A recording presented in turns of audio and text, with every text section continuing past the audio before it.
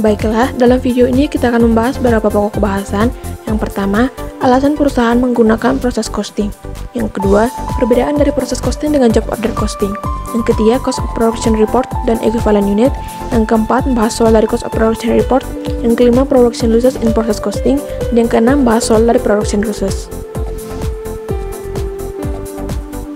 Pertama, alasan perusahaan menggunakan proses costing. Perusahaan menggunakan proses costing karena perusahaan menganggap bahwa metode ini efektif. Jika perusahaan manufaktur menjalankan lini produksi yang secara konstan memproduksi produk atau suku cadang yang sama, biaya ditanggung oleh tiap departemen alih-alih oleh suatu proyek.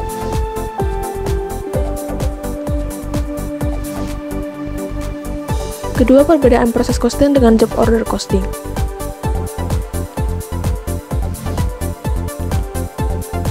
Job order costing memiliki produk yang sangat bervariasi. Biaya akan diakumulasikan berdasarkan pesanan kerja, dan biaya per unit dihitung melalui pembagian jumlah biaya pekerjaan dengan unit produksi untuk pekerjaan tersebut.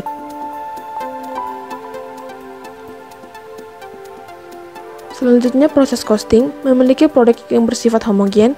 Biaya akan diakumulasikan berdasarkan proses atau departemen. Biaya per unit dihitung melalui pembagian biaya proses satu periode dengan unit yang diproduksi selama periode tersebut.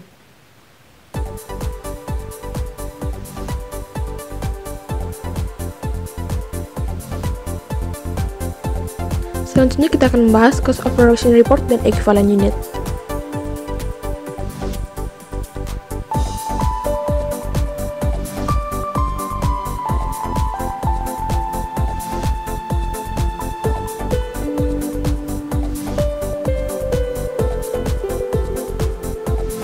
Cost of production report adalah suatu kertas kerja yang menyajikan jumlah akumulasi biaya dan pembebanannya ke hasil produksi dalam suatu bulan ataupun suatu periode.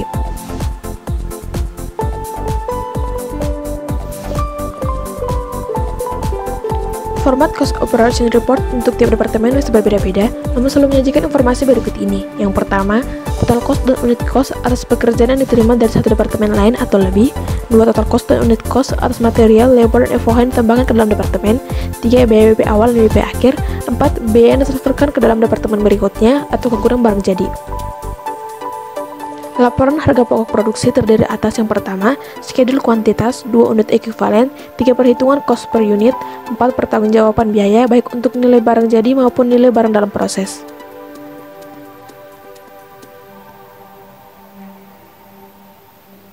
Selanjutnya kita akan bahas unit ekuivalen. Unit ekuivalen adalah unit secara produk jadi yang dihasilkan di departemen produksi dalam periode tertentu. Untuk itu, terhadap barang dalam proses akhir harus dilakukan taksiran tingkat penyelesaiannya. Tingkat penyelesaian dalam menunjukkan kesetaraan dengan produk jadi. Tingkat penyelesaian ditentukan berdasarkan biaya yang sudah terserap.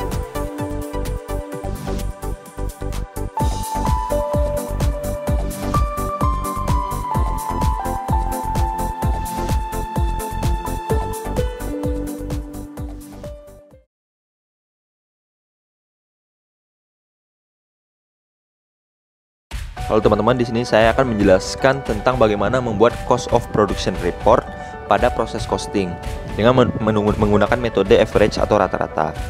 Nah, di sini ada soalnya. Sebuah perusahaan kursi dari Amerika menggunakan kalkulasi biaya proses rata-rata pada 2 departemen produksi yang dimiliki, yaitu departemen cutting dan departemen assembly. Data produksi untuk bulan Januari adalah sebagai berikut. Kita bisa lihat di layar, ada dari departemen cutting dan departemen assembly. Nah, di sini juga ada data biaya untuk bulan Januari, ada biaya yang dalam proses awal dan juga ada biaya yang ditambahkan pada selama proses pada bulan Januari. Yang nanti kedua biaya ini akan kita pakai dalam perhitungan untuk menentukan nilai unit ekuivalen akhir. Sebelum itu, mari kita melihat dulu berapa persen WIP yang sudah selesai dalam setiap departemen. Saldo akhir barang dalam proses departemen cutting telah selesai 80% bahan baku, 40 tenaga kerja, dan 60% overhead. Sedangkan pada departemen assembly telah selesai 40% bahan, 20% tenaga kerja, dan 20% overhead. Kita masuk ke laporannya.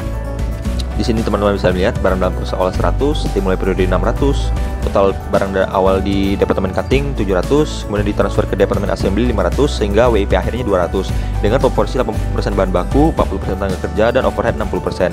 Nanti cara menghitung unit ekuivalennya adalah contohnya bahan baku 80% kita kalikan dengan 200 dapat 160, dan 160 ditambahkan dengan 500 yang ditransfer ke departemen assembly. Jadi total equivalent unit dari bahan baku adalah 160 tambah 500 yaitu 660. Kemudian kita masuk ke biaya yang dibebankan ke departemen. Kita masukin biaya yang sudah ada di soal tadi. Kita masukin biaya awal dulu ya. Bahan baku 1892, tenaga kerja 400 dan overhead 796 sehingga total biaya di persediaan awal adalah 3088. Nah, kemudian kita masuk ke yang kedua, biaya yang tambahkan periode berjalan.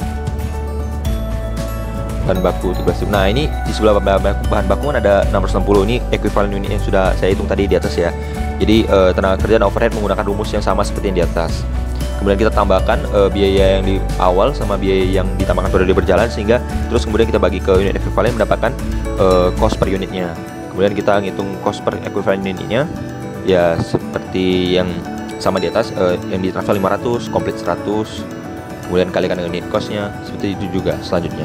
Kemudian kita masuk ke departemen assembly. Ini sama seperti yang sebelumnya teman-teman. Quantity barang awal 180 ditransfer ke cutting 500, total unit awal 680. Kemudian ada WIP akhirnya juga 100 dengan proporsi 40%, 20% dan 20%. Ini sama seperti yang sebelumnya, kita kalikan juga 40% kali 100 kemudian ditambahkan 580 untuk mendapatkan equivalent unitnya. Yang berbeda dari sini adalah di sini karena ini merupakan departemen kedua, ini ada biaya dari departemen sebelumnya sebanyak 8.320. Nanti kita pakai dalam perhitungan ya teman-teman. Sama seperti sebelumnya semuanya, tambahkan biaya yang dibebankan di departemen yang biaya awal, biaya persediaan awal, kemudian ditambahkan dengan biaya yang ditambahkan pada periode ini. Kita lihat. Nah, karena departemen sebelumnya biaya dari departemen sebelumnya cuma ada di awal, yang ditambahkan di periode ini nggak ada, jadi langsung 8.320 bagi 680 yaitu unit equivalentnya. Kemudian kita hitung sama semuanya. Biaya departemen sebelumnya ditambahkan biaya dari biaya persediaan awal kemudian ditambahkan dengan biaya ditambahkan periode berjalan, kemudian bagi unit equivalent mendapatkan unit cost-nya. Kemudian kita hitung cost per equivalent unit.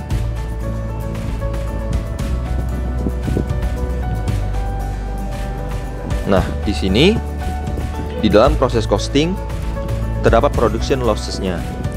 Tapi production losses pada proses costing itu apa ya menurut teman-teman? Nah, di sini production losses in process costing adalah produk yang hilang dalam proses costing, kurang lebih sama dengan production losses in job order costing. Jadi merupakan barang hilang suatu proses ya teman-teman. Nah, apa saja yang merupakan production losses? Yang pertama ada scrap. Scrap merupakan barang atau sisa produksi yang tidak dapat digunakan lagi dalam proses produksi perusahaan, tapi masih memiliki nilai jual. Akun-akunnya adalah scrap sales, other income, COGS dan lain-lain. Kemudian akun yang kedua adalah spoil goods, merupakan barang yang rusak atau cacat atau tidak bisa memenuhi standar yang dipersyaratkan dan tidak bisa diperbaiki atau dikerjakan ulang jika kembali dapat memenuhi standar. Teman-teman bisa baca ya, atau misalnya kalau kecepatan bisa di pause ya teman-teman, soalnya takut melebihi waktu sehingga video dibuat singkat. Nanti ini ada di perhitungan proses costing ada spoil goods, ini ada perhitungannya. Kemudian production losses yang terakhir adalah reward. Reward adalah proses untuk memperbaiki barang cacat. Normalnya biaya reward diperbankan ke factory overhead control daripada WIP.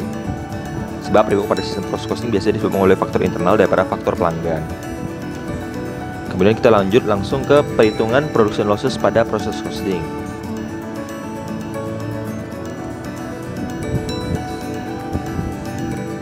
Di sini kita akan coba melihat soalnya. Spoilage in process costing, average cost. Nah, company Island menggunakan proses cost system dengan sistem produksi rata-rata. Kemudian produk ini dimanufaktur di dua departemen, unit produk mulai di forming departemen dan kemudian ditransfer ke finishing departemen ketika selesai. Barang-barang diperiksa ketika berada di akhir produksi pada departemen forming, dan cost of spoilage yaitu nilai dari spoilage dibebankan kepada FOH control. Begini data-datanya yang ada di soal ini.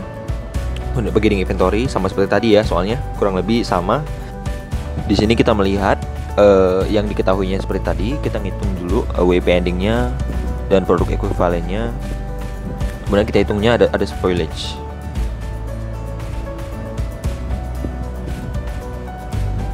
Di sini kita langsung masukkan ke cost of production reportnya. Di sini teman-teman bisa lihat ada yang warna biru itu highlightnya itu barang cacat spoilage tadi. Kita masukkan dalam perhitungannya ya. Perhitungannya adalah spoilage ini proporsinya sebesar 100% bahan baku, tenaga kerja 100%, overhead 100%, jadi 500 spoilage-nya. Dan biaya yang dibebankan kita masukkan seperti yang di soal. Jadi nanti spoilage-nya kita masukkan ke schedule kuantitas yang awal sama cost per equivalent unit yang di akhir. Nah, seperti teman-teman lihat yang di akhir ini ada cost per equivalent-nya, ada yang barang cacat berupa material labor dan FOH tadi 100 ya teman-teman. Dan teman-teman kaliin perhitungan sisanya sama seperti yang sebelumnya ya. Di sini kita cuma menghitung spoilage-nya. Spoilage-nya jadi dihitung di cost per equivalent unit di akhir. Jadi segitu saja videonya. Terima kasih teman-teman yang udah menonton. Semoga bermanfaat dan terima kasih.